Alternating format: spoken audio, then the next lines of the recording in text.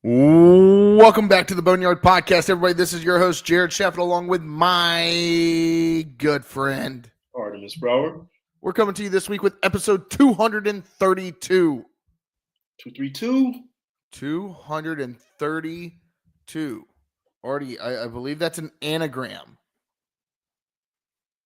Is it not? Maybe. Is that what an anagram is, where you can spell it the same way, forwards and backwards? I'm not going to act like I know what that is. I probably should. Probably learn it at some point. Like race car is an anagram. You can spell it. It's spelled the same way, forwards to backwards. Okay. See what I'm saying? Is that what it's called? No. Jesus Christ, dude. Off to a great start. Just keep rolling. What is it? That's a palindrome. What is an anagram? Anagram is like you can rearrange the letters. So cinema and Iceman. Yeah.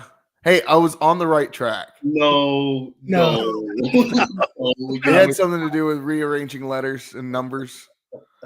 My dyslexia coming in early on episode 232. And look, I didn't even drink any moonshine today. That was the problem last week. All right. Episode 232, a palindrome, as our Boneyard Podcast group text is firing off already. Artie, how we doing? I feel like we got to see a good amount of each other this weekend. It was great. We did, yes. It felt good. We went golfing on Saturday. That was a beautiful day for golf, by the way. Perfect. It was gorgeous outside. Went to the Canes game on Sunday. Saw the Canes dub. Overtime win in Raleigh. So it was good. I've been good. Week's been good. So good, man. Yeah, it's. I feel like this week's just flown by. I don't know. Maybe.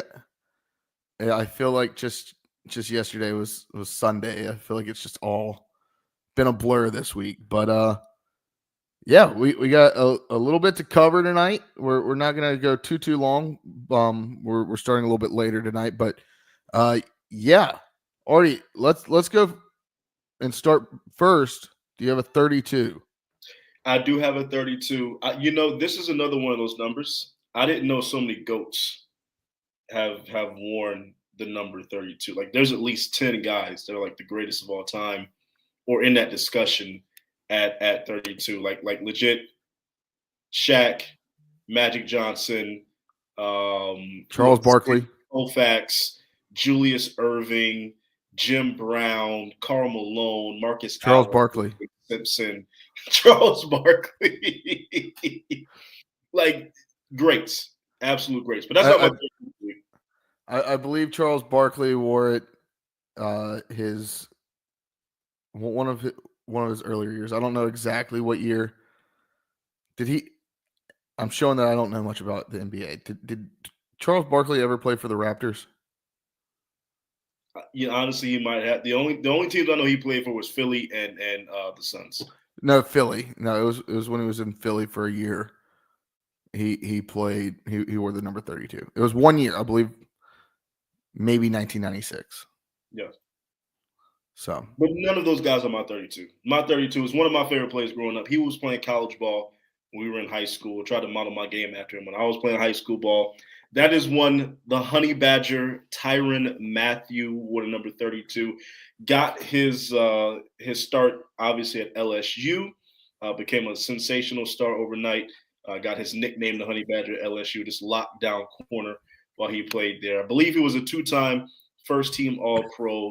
Went to a couple of Pro Bowls in his own right in the NFL. I don't believe he's still playing in the NFL. Could be wrong. I don't think he is.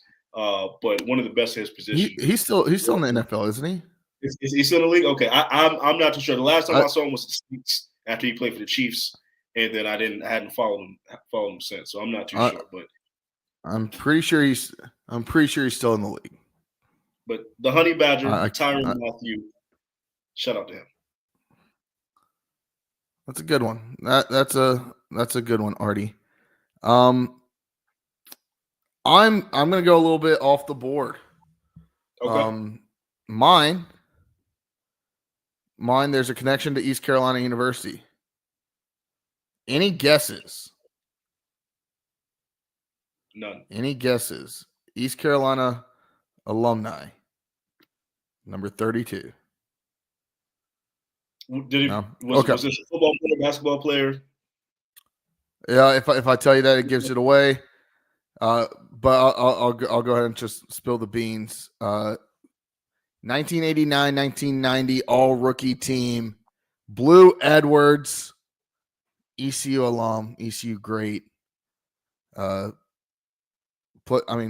Played for Utah. Utah, Milwaukee, Boston. Finished his career in Miami. He wore number 32 1 year, and that was with Miami in 1998, 1999.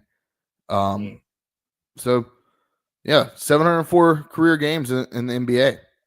Not a bad career for Blue Edwards, the ECU alum. Not bad at all.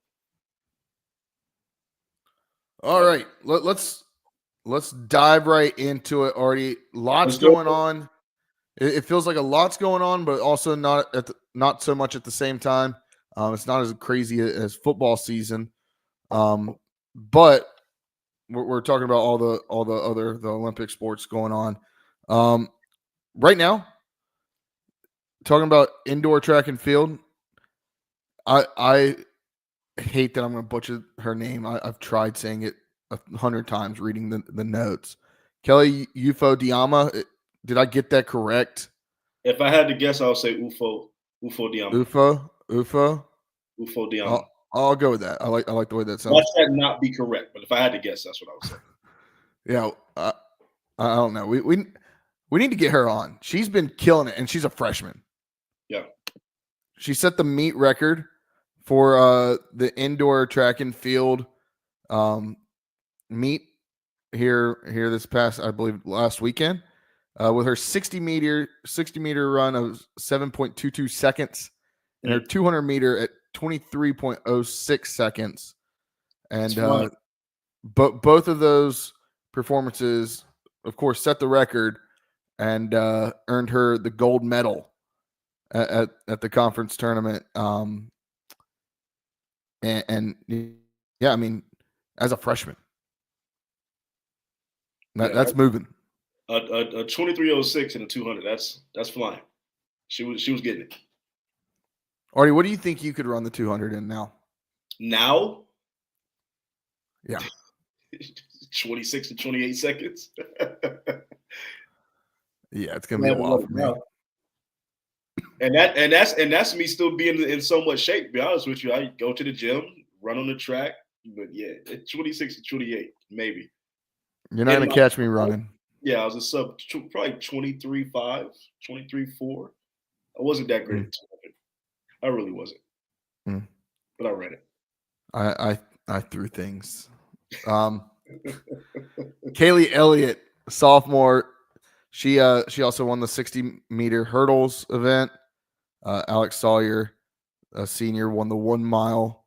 I mean, am I 4 minutes? A 4-minute mile? Absurd. That's absolutely absurd. 4 minutes, 8 seconds. 4 minutes, 8 seconds. 4 minutes, Okay. 8 seconds. Yeah, no, that's a big deal in track. You got to add that on there. That's a big deal. But still, 4 minutes, like 8 seconds. Even at my that's moving. Best, under a 4:10 mile. Never. Like that's just that's moving. I don't even understand what people want to do that to their body. That just no. Oh. How could you possibly? Like that's ridiculous. Like, I think the fastest mile I ever ran was like a 6:15. I was 5. I was like 5:15, 5:20. It's the fastest mile I ever ran, and that was exhausting. Like I was pushing everything I had. My ROTC days in college, I ran We didn't run the mile. We ran the 2 mile, but I believe I ran it was like a 12:45 2 mile.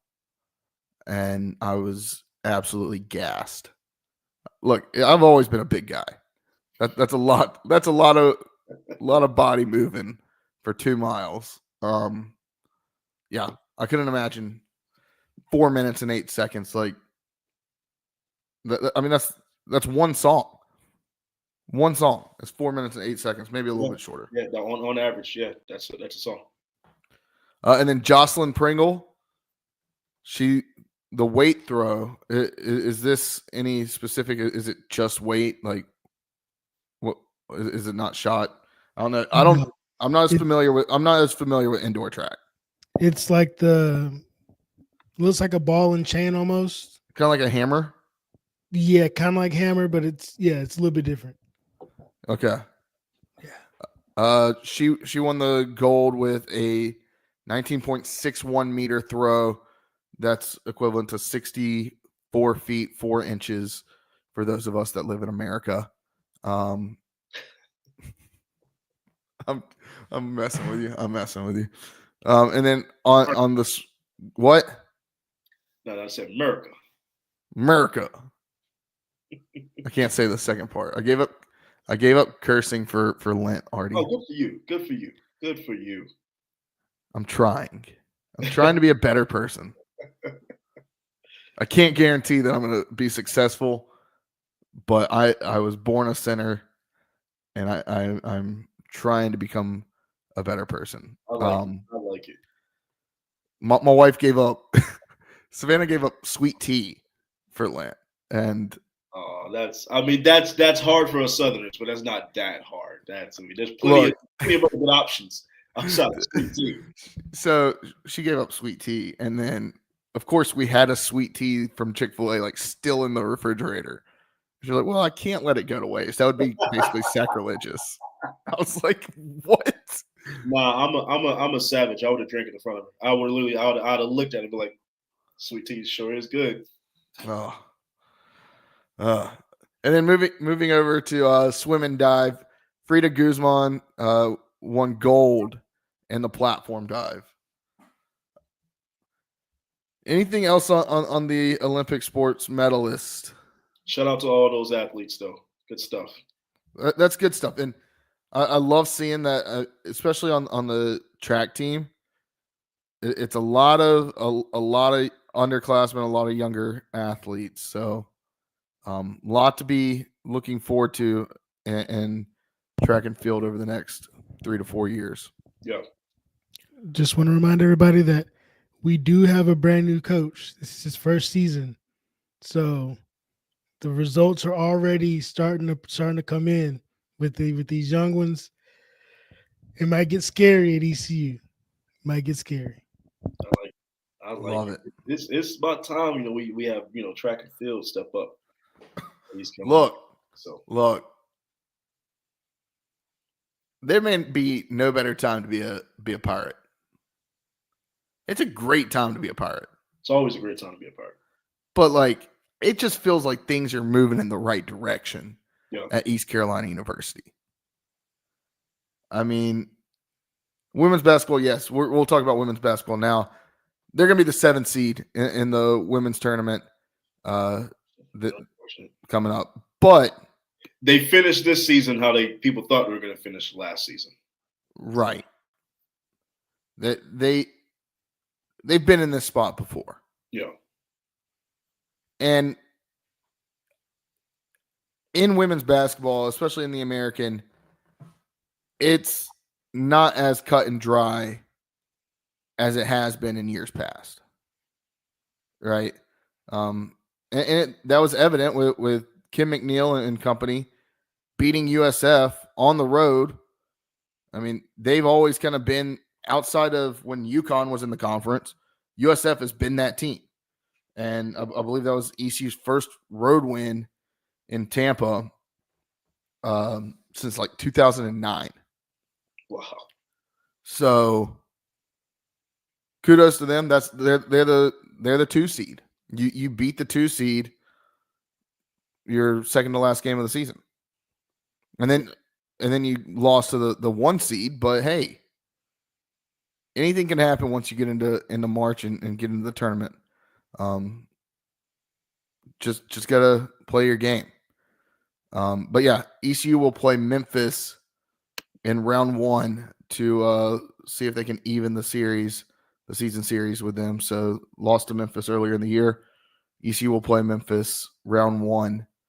So yeah, go get them, girls. Any thoughts? Root on these Pirates. Look, it hasn't been the season that we wanted, obviously, and probably not going to make the run that we would like to make in the tournament. But anything can happen, right? Anything can happen. So root on these lady Pirates, and let's hope for some magic. And let's hope for some postseason magic to happen. For sure. All right, now to maybe the most exciting team at East Carolina University right now. I'm not gonna lie, I'm shocked this team right now. Proud of them. Now I've already said that I was wrong 3 or 4 weeks ago. But what Mike Schwartz has done this year at ECU gives me so much excitement, gives me so much hope for the future of East Carolina basketball. The fact that here we are in March and ECU has a chance to secure the 4 seed and get that double bye in the conference tournament with 1 game left. This is going to be the most exciting weekend in ECU basketball in a long, long time. Yep. Lots on the line this weekend, y'all. So ECU, I mean, they've won. What is it? Is it 2 or 3 straight now? They've won 3 straight. 3 straight. I mean, they've gone on these runs, winning 3, 4 straight at times, right? They got one more. They got one more that they got to win. They got to beat FAU this Sunday at 1:00 in Boca. But just looking at it, Artie, 2 or 3 weeks ago, we were talking about what are the chances that ECU gets that 4 seed, and we've kind of been watching this. And to be honest, everything has come up ECU the way they needed it to.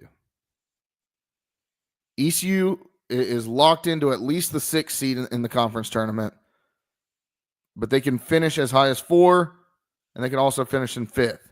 Yeah. They can't go any higher than 4, but it's still in play. It's still in play. Like I said, beat UNC Charlotte on Sunday. A wild kind of game. Oh, well, are you talking about who we played this past Sunday? Yeah. Okay. You good? Okay. We play FAU on Sunday too, man. That's what I said. Okay. Man, I need another drink. Go ahead, proceed. Yeah, wild game Sunday. One that saw Mike Schwartz run out to the center court, and I'll say, like, Artie and I, we were listening to it in the car, and we were like, it was sounding crazy because we were driving to the Hurricanes game. We weren't watching it. Yeah. And the group chat's blowing up, like, oh, what's going on? What's going on? And he and I are like trying to like figure out how to get ESPN Plus or watch ESPN to work on our phones as we're driving down I-40. And we finally saw the video about an hour and a half later. It was blown way out of proportion. Yeah, it was. It absolutely was. That was just standard coach going out there trying to get his team round up, protecting his guys, yipping and yapping back and forth. That it wasn't shit. If we're being honest, it was nothing. Yeah, it blown way out of proportion. But I like it. I like the fact that Coach Schwartz got his team fired up. They needed to be fired up at that moment. Yeah.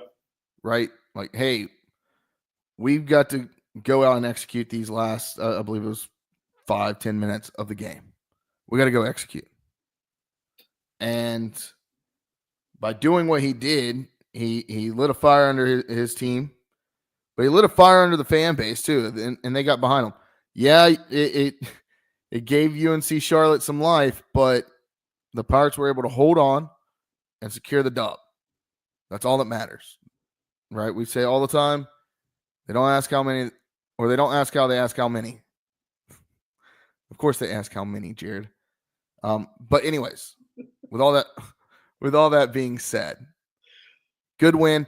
And I think that it energized the fan base for tonight's game where they took down Tulane. And that was one that we were talking about last week, like, hey, this is going to be a big game to watch next week. Right. The team right above us in the standings, sitting right there at the 4 line right now, like, huge game.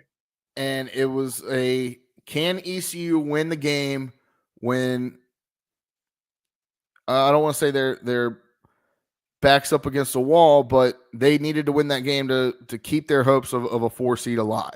Mm-hmm. And they're going to have to do it again on Sunday against Florida Atlantic.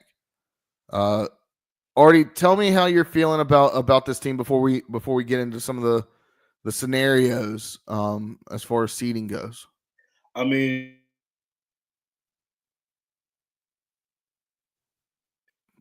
in a season that I felt that it was just going to be the same old.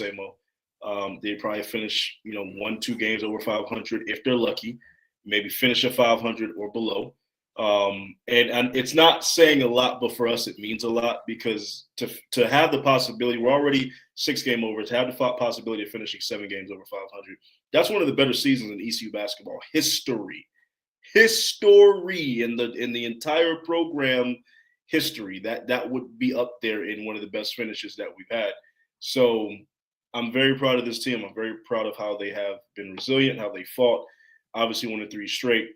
Coach Schwartz, getting these guys, together, rallied around, and just maximizing their full potential at this point, going into the conference tournament at their best. And hopefully, we're going to need some help, and we'll get into that here shortly to get that 4 seed. But man, just the possibility of being able to play for the 4 seed, getting that double bye.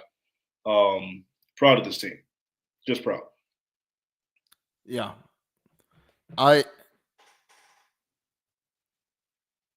can't say how excited. Like, I'm just so excited for ECU basketball to experience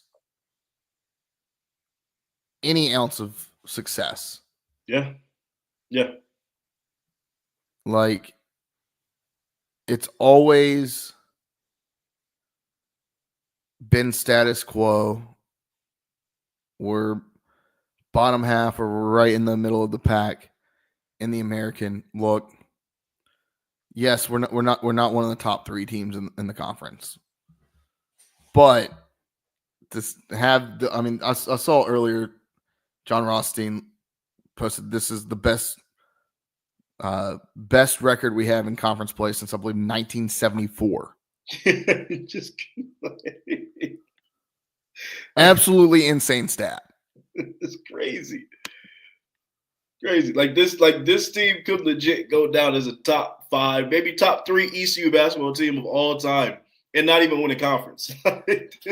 That's. But we're proud of that, and we should be. And don't look now. I mean, it's an opportunity for ECU to really make a run. And I'm not saying win the conference tournament, but if you can get a win in the conference tournament, beat a team that maybe you weren't expected to beat, right? It does a lot for the program going forward, right? You can't secure this double bye if you get there, right? Can't secure this double bye and then lose in that first game.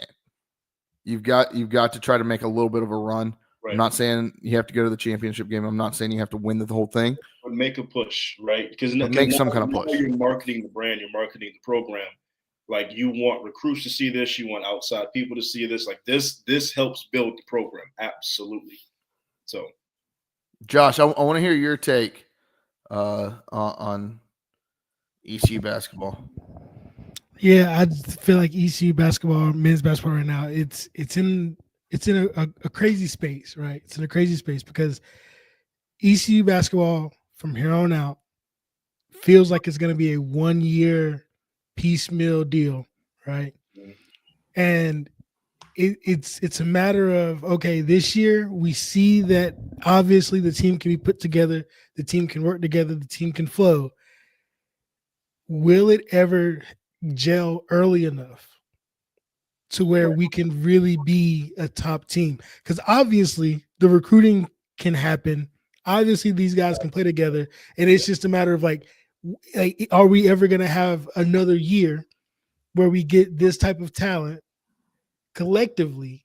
Right. And it's like, yeah, we have a lot of momentum as a program, but with the NIL, like if we don't have the money there, like it's just all these different things that are just like, man, what this year could have been, now that we're at the end of it, it's like, man, if we would have got this game here, this game there, we'd be in a totally different situation. It's just, I'm proud of this team for how they're finishing the season, because they understand that, yes, anything can happen and that they have to play the games. And the no game is lost before you walk onto the court. Like, you have to play the game to win or lose.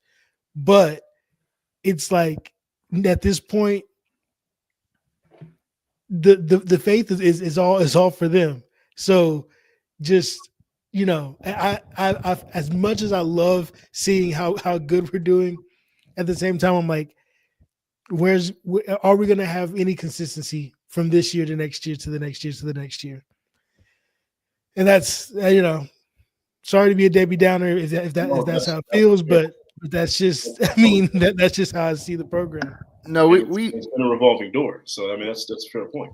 We talked about this. Artie and I talked about this a little bit on the way down to the game Sunday.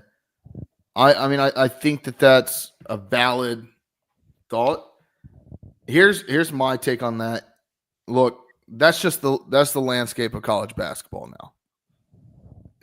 With the transfer portal, with NIL, you've got guys moving all over the place. Can you find that guy that maybe went P5 as a freshman or out of high school, found out, hey, like, I can play, but like I'm not getting the playing time that I need to be successful or that I want? I'm going to transfer somewhere where I can get that playing time. Oh, look at ECU. Like, I can go there, right? With that's going to be every mid-major that's not one of your perennial top 25 teams. That's going to be their kind of MO going forward. And I think as Coach Schwartz goes on in his career with ECU, being able to show, hey, I'm able to recruit.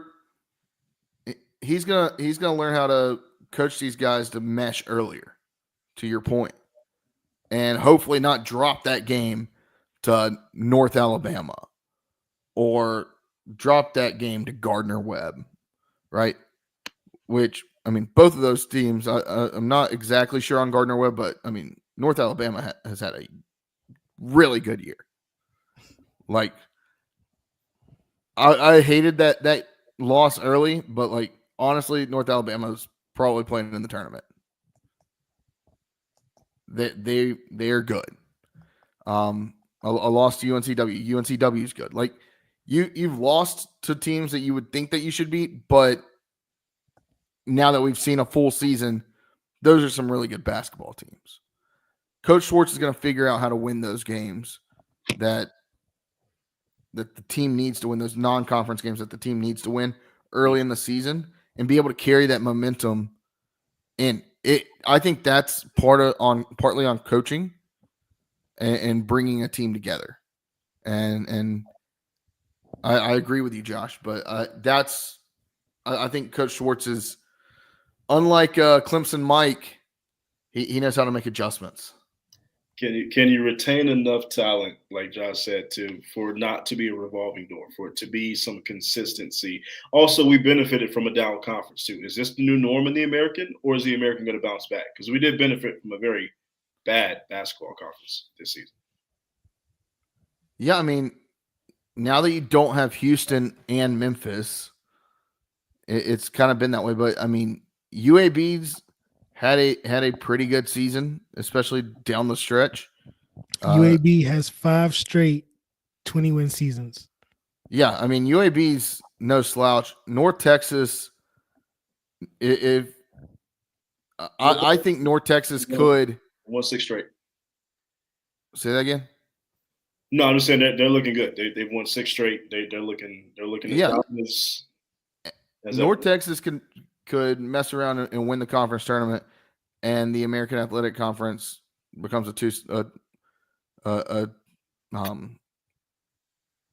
getting 2 teams in there, right? Like we can get that. I do think that. I don't know that if anybody other than, or I don't think that if Memphis wins it, I don't think we're getting an at-large bid, but who knows? UAB and North Texas have cases for one. I don't know what their quad 1 and quad 2 wins are, but are looking like, but there's potential there. And we've seen it across the board in the American. Like there's parity in the American, but you still kind of have your top teams.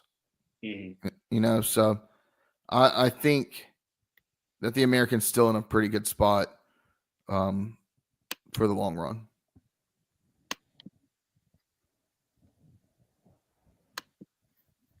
Okay. Anything else? Oh, we'll talk about the seeding scenarios. So as I mentioned, ECU can finish in 4th, 5th, or 6th in the conference. Here's what needs to happen this weekend for ECU to reach the 4 seed. So ECU needs to beat Florida Atlantic on Sunday, and UAB needs to beat Tulane on Sunday. That happens. ECU holds the tiebreaker over Tulane with their sole win over UAB, and ECU will get the 4 seed.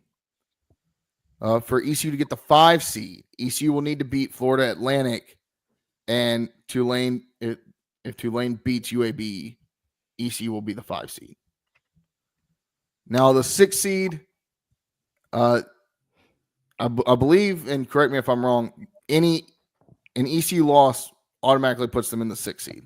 Is that correct, Josh? Let me double check. Yes. Yeah. So an ECU loss on Sunday to Florida Atlantic will drop them to the 6 seed, and then it's up to, I believe that would lock Tulane in at the 4 seed and FAU into the 5 seed. Yes, because we would be tied for 5th with FAU, but have lost both games against FAU. Right. Gotcha. So that's the scenario. It is a massive weekend for East Carolina athletics. It's an opportunity for ECU to secure that 4 seed Sunday, 1:00. But also switching sports already, ECU is hosting a top 25 team in baseball this week. And look, I'm not saying ECU is going to win the series. I'm not saying that they're even going to win. I don't know. All I'm saying is it's an opportunity for ECU to get a good win and get back on the right track. If they're gonna right this ship to the season, I do believe it kind of starts now. The season's not lost, but you're sitting at 6-6. You've won 3 straight. You've been looking good. The bats have kind of been looking good too over the last 5 games. But this series against Coastal, this is definitely a make or break season, or series, I should say. Yeah, and you've got, what are we, 3 weeks into the season now? You've got the opportunity to say, okay, we've got our feet wet. Now we're getting into Pirate baseball, and if you could get more consistency at the plate, and really just consistency all around. Yeah. I think this team's going to be good. I think they'll be fine this year. I'm not saying that they're going to Omaha if they can get consistency, but I think that it'll be a step in the right direction. Big. I mean, I don't want to say big, but a good win over Gardner Webb this past weekend. Or on, I guess it was Wednesday. Was it Wednesday? Tuesday. It was, yes. Tuesday. My days are all running into each other. Like I said, this week's been wild.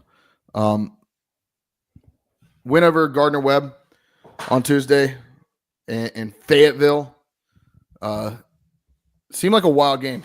I don't think anybody could watch it, but unless you were there. Seemed like a wild game, just keeping up with it, keeping up with the live stats, listening to the broadcast. ECU got behind in the first inning, tied it up in the bottom half of the inning, gave up another run in the second inning, and then put up a 5 spot in the second inning to take a 6-2 lead. In the third inning, the Gardner Webb added 2 more runs, and then it was just kind of back and forth the rest of the game. And it was really a game of Gardner Webb scores, ECU answers. And it was back and forth all game. ECU won the game with a 4 spot in the 6th inning. Just all around gutsy performance by the Pirates. Artie? Yeah, I mean, I would concur. And honestly, we mentioned earlier about the bats. They haven't scored less than 6 runs since that last loss to Carolina. So that's looking great. As far as the consistency, you definitely want to see that. But 11-8, we gutted it out. It was a gritty win. But we're at the crib. One thing I'll say about this series is we're at the crib. So if this was at in South Carolina, down in Conway, that might be one thing. But I'm happy that this one is in the friendly confines of Clark LeClaire. We should be able to hopefully squeak out a 2-1. I don't think it's going to be a sweep, but hopefully a 2-1 series victory. Yeah. I don't know. I've got to see, like I said, I've got to see more consistency from this team before I'll predict a series victory. I would love to see it. I would love nothing more to see ECU win this series and secure that 4 seed in basketball on Sunday. Both those games are going on at the same time. 1:00. Everybody, hey, if you're at the game, maybe you'll be doing like I used to do, having ESPN Plus or whatever pulled up and watching the game on your phone or listening to it on the radio. Who knows? It's going to be a fun day in Greenville. I don't know. I'm excited for. I haven't been this excited for ECU basketball in a long time. I'm feeling good. Anything else on baseball? I think one thing to look out for next week, the midweek, is 2 games at VCU, Tuesday and Wednesday. Now, if you can look back a little bit, our midweek games where we have the 2 midweeks or VCU typically gets rained out 1 or 2 of the days. So be on the lookout for rain next week, guys. Not a meteorologist. I just know baseball. That's all I'll say. Look out for rain next week. A 2-game midweek series brings rain, just like a super regional in Greenville brings rain. Josh, I am now looking up the weather forecast for Richmond for next week to see, is your prediction right? Right now, it is looking like Tuesday. Oh, boy. Sunny with a high of 69 in Richmond, Virginia. And then on Wednesday, sunny with a high of 72. If you are looking for good weather, get to Richmond and go watch the Pirates. It doesn't actually rain. That's a great 2 days. That is Nice. perfect temperature for that's, Jared Chaffett to live in. That's a great 2-day combo right there. You give me 70 degrees and sunny. I may never work again. If it's that way, I'm just calling out. Yeah. Nothing you can't do when it's 70 degrees outside and sunny. I mean, it's perfect for mowing the yard. It's perfect for playing golf. It's perfect for drinking some beers out on the lawn, or even chilling out if you're by a pool. You don't have to get in the pool, but like just chilling by the pool. Mm-hmm. You know what I'm saying? Sitting on a boat. I could do a lot of things in 70-degree weather. You could do a lot. There's really nothing you can't do. That's what I said. Wash the car. 70-degree weather.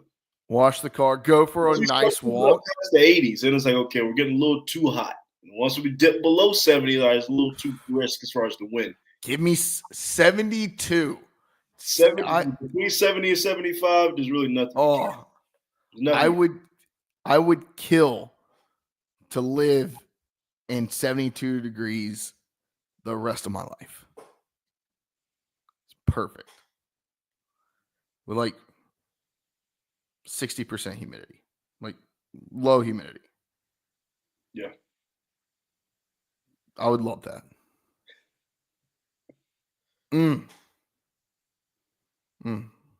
Next week's going to be nice. Anything else that y'all wanted to add? Anything else that we didn't touch on this week? I got nothing else. We covered everything going on. Just want to give a quick shout out to softball. We didn't put them in the notes, but they are 12-7. They did just beat Michigan 2-1. Connor Stallions couldn't help them out. Connor Stallions couldn't do anything. Only time we said Michigan losing. Earlier this year, we beat number 22 Boston twice. So we swept Boston. So hey, there's lots of good stuff going on with softball as well. Okay, we split the Clemson Invitational. I think we tied for first in that, or tied for second in that one. In the Tiger Invitational, lots of good stuff. Lots of good stuff with softball. Another strong year ahead of us in that. This week we do open conference play on the road this weekend in softball. So make sure you get out next Tuesday as they travel to Raleigh to play North Carolina, Southwest Raleigh. As a current Raleigh resident, I have to be specific. UNC Cary almost. UNC Cary, maybe.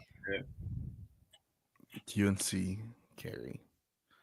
I'm not as I couldn't tell you which way the different communities are in the Raleigh-Durham area, but yeah. I can't say what I want to about state being Lent, but you know what I'm thinking. You can't say what you want to. It's your podcast. No, I gave it up for Lent, Artie. Oh, that's right. Yeah. Oops. Oh well. Artie, you'll get a kick out of this, and so last night we were gonna record. I went to an Ash Wednesday service, and we ended up pushing back recording to tonight. Let me tell you, Artie, your goddaughter. So Ash Wednesday, it's a solemn service, right? I don't know if you've ever been to one. It's solemn. We had just done the imposition of ashes. So they mark your forehead with the cross, right, with ashes, and everybody's back at their pew, at their seats, and we're about to pray. And the pastor says, "Let's pray." And my daughter goes, "Yay!"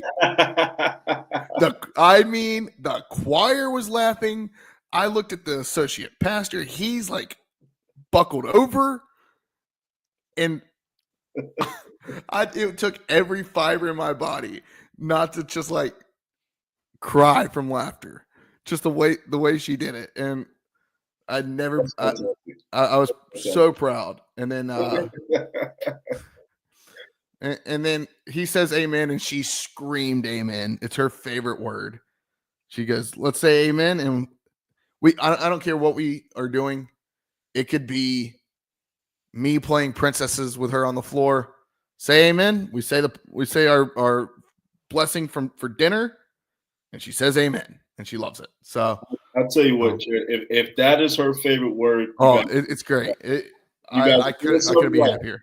I couldn't be happier. Amen is her favorite word. You're doing something right. So that is why Dad is trying to improve his grammar, let's say.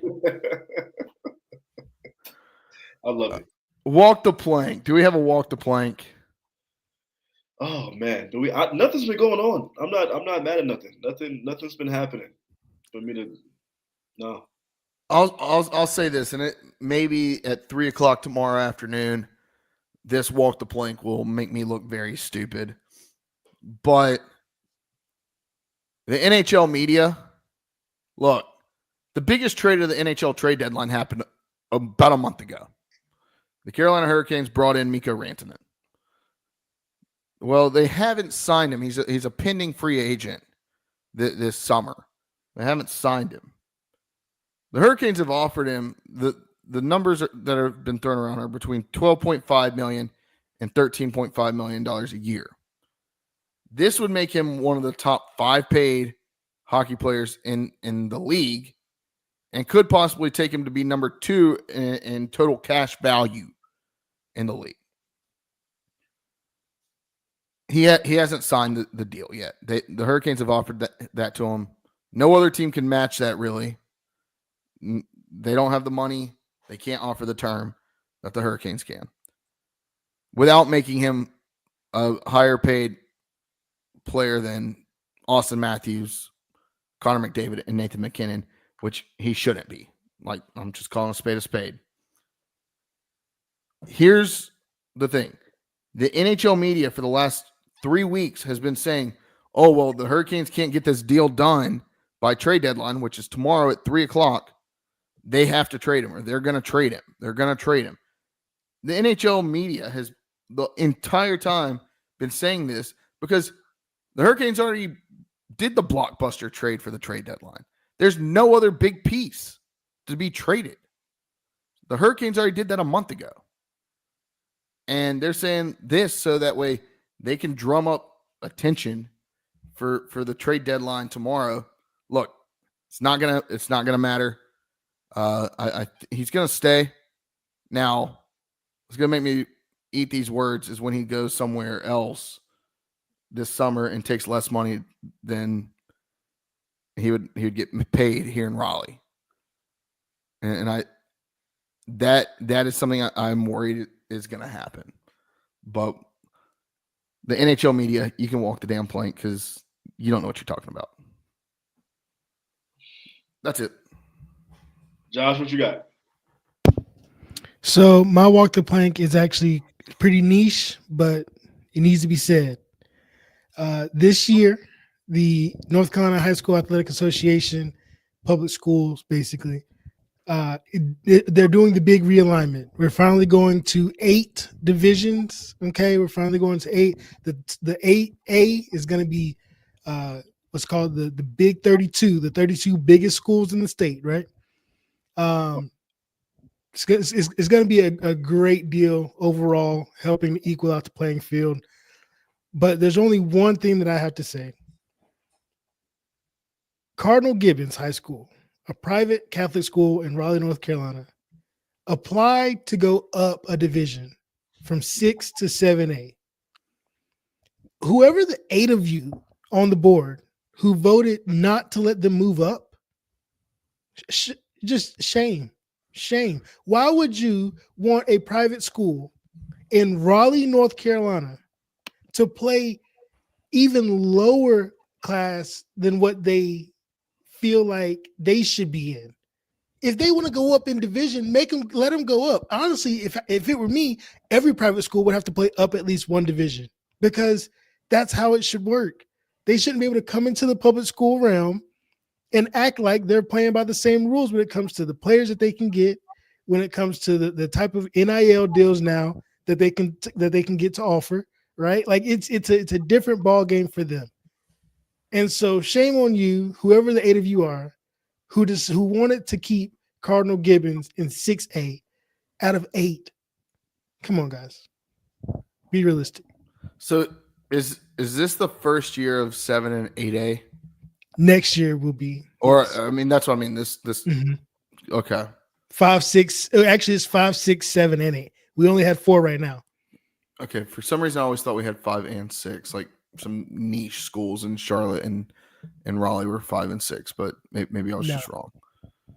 Look, as a guy that went to a school that dropped down from 4A to 3A a couple years ago, if a team's wanting to go up, let them go up. Just makes sense. And essentially, all the teams that are going to be in this 32, this big basket of 32, what is it, 4AA? No, well, you can think of it like that. You can think of it as 4AA, or you can think of it as the 8A being just 32 teams. So basically, it's one conference in Charlotte, one conference or 2 conferences here in the capital area, like a split conference in Charlotte, and maybe one other. But it's a very select. Like they made it a big deal that the 32 biggest schools in the state are going to have their own state championship in everything. Because I went to government school, so I'm definitely wondering if my school's in there. So, like a Havelock, they're not there though. Oh no, absolutely not. I think it's still based on school size. Yes, still based on your academic enrollment. Gotcha. I was like, so basically they're just doing the same thing that the Big Ten and the SEC keep threatening and breaking off their own it's good. Their own super league. Well, it's basically, if you think about it, you remember how back a while back, they had the 4A and 4AA, the 3A, 3AA. Yes. They basically did that, but just made it actual numbers and gave them their own complete playoff. So now it's like, basically, I think every team in the Big 32 is going to make it to the playoffs, East versus West, 16 and 16, and they always play to the state championship from there. Now, can you? So in this Big 32, are you going to have schools from Raleigh playing Charlotte like early in this, like more non-conference, or I guess it's technically same conference?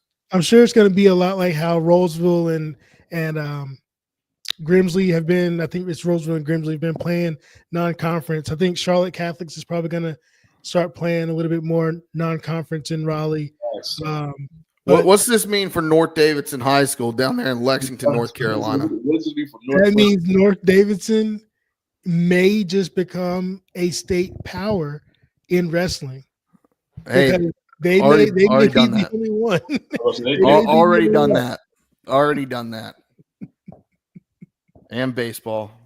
Former national champions in softball. Yeah, it's going to get wild. It's going to get wild. There are some conferences that span 3-4 divisions just because of locality, but it's going to be wild for a while. It's interesting. I kind of like that. Some interesting matchups going into high school football. Friday Night Lights never going to be the same. Never going to be the same. Yeah, I always say if I get an open Friday night, I'm going to go to a high school football game. It's the nostalgia of it. Nothing beats high school football. It's a lot of fun. It is. It's a lot of fun. Like, don't get me wrong.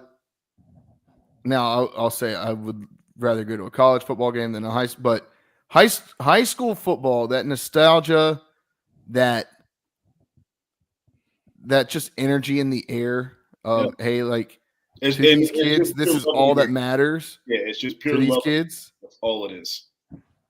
There's no now there's NIL, but there's not the hey, I need to sign this contract, or I'm trying to make it to the league, or I'm making business decisions, I'm transferring out, whatever.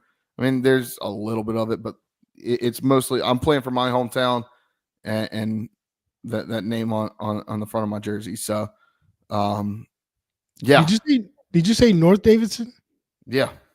North Davidson is in the 5A, 6A Conference E with There's a lot of letters in there. yeah, Atkins, North Davidson, North Forsyth, Oak Grove, which is one of the newer schools, Yeah. Glenn, and Mount Screw Tabor. Oak Grove. Screw Oak Grove. And we look to see where Northwest Guilford is at.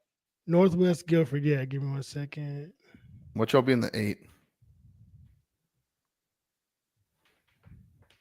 Curious. Let's see. Northwest Guilford. You guys are you guys are in the 8A, but you guys are in the 7A, 8A Conference B with West Forsyth, East Forsyth, Parkland, RJ Reynolds, and Reagan. Right here in my backyard. Those are normal schools. We see them Look, anyway. North Davidson used to run over all those schools in the Central Piedmont Conference. We for see single A. Parkland, East, West Forsyth. We see them anyway. So to clarify, the capital area is the only one that has the 2 individual 8A conferences, and then the other 8As are all split 8-7 or 8-7-6 in Wilmington. The 8-7-6 in Wilmington is West Brunswick. You guys got to get some more kids. Do something. Fight back because you can. Hey, it's a guaranteed playoff spot though, because you'll be the highest ranked in the 6A in your conference because you're the only one. Well, I'm just trying to think. Like, give me. So who all's in this conference with North Davidson? Let's see. You said Atkins. Yeah, Atkins, Glenn, Mount Tabor, North Forsyth, and who else? I didn't even know there was a North Oak Grove. Oak Grove. Oak Grove is the last. See, one. Oak Grove was built. The middle school was built when I was in high school, and then the high school was built. And this is that high school I was telling you that took all our athletes. Yeah, they've been amazing early. Let's just call it what it is. The area that they built this high school in took the kids from Ledford High School and took the kids from the Midway Elementary sect of North Davidson, which is where I'm just gonna say what it is. That's where all the athletes are from. Shy Tuttle, Midway High School or Midway Elementary School. Like that. So they had the money. They have the money, and they have the athletes. That's a perfect combination. Yeah, but go Black Knights. All right, that's all I got. Do we have a gambling corner? Anything? No, we'll get into it next week though. We'll get back into it next week. I was about to say I was checking before. I didn't see any current. So we got March Madness coming up. Current odds. I guess we should put together a March Madness pool, right? Yeah. So is Selection Sunday this Sunday? No. Conference championship week has to happen first. Yeah, next Sunday. It's in 2. Yeah. Is it in 2 weeks or is it next week? It's got to be next Sunday. If conference is this weekend, yes. Okay. Yeah, I think Yes. Because our conference tournament starts on Wednesday and I believe ends on Sunday. Yeah. That seems right. Hey, okay. And if you're in that first game, whoever's at the bottom of the conference, if you're in that first game, if you don't win, you'll never even see Dickey's Stadium. You have to play at North Texas first to make it into Dickey's. I hate that. Enjoy. I hate to see the real court. Oh, Charlotte, I feel bad for you. Do we? No, we don't. All right. That's all we got, y'all. Thanks for sticking around with us. Thanks for listening to our high school football talk. And I'm sure half these people are like, who the bleep are they? Like, honestly, looking at the number that's still here, I'm honestly kind of surprised. They got to be NC residents, and they were watching like as they were laying in bed, like trying to go to sleep, and they fell asleep and it's still just running. All right. Thanks for listening, y'all. we'll see y'all next week as we preview the American Athletic Conference tournament next week. And then, make sure you subscribe to us on YouTube at Boneyard Podcast. Follow us on social media at Boneyard Podcast, except for on TikTok. It's at The Boneyard Podcast. And then leave us a 5-star review wherever you listen to your podcast. If you don't already, tell them what they can do. Walk the damn plank. You heard the man. All right. Pirate Nation, we'll talk to you next week. We love you. Watch your head, watch your butts. As always, deuce. Go damn Pirates.